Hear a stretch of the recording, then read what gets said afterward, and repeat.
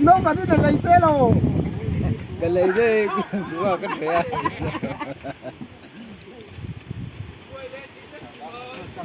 Phá lắm.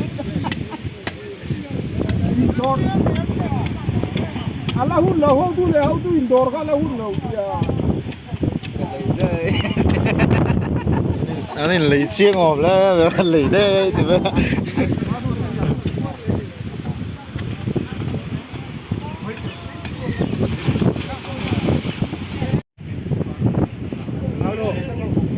저기 막라.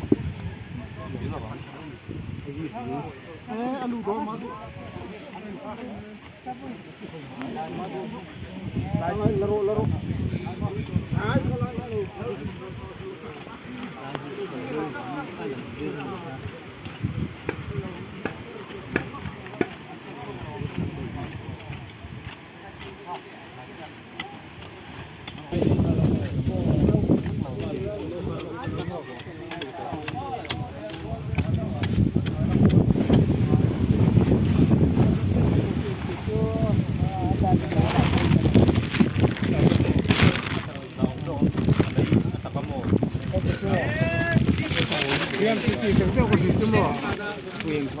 Ala lungu rồi nggak mau.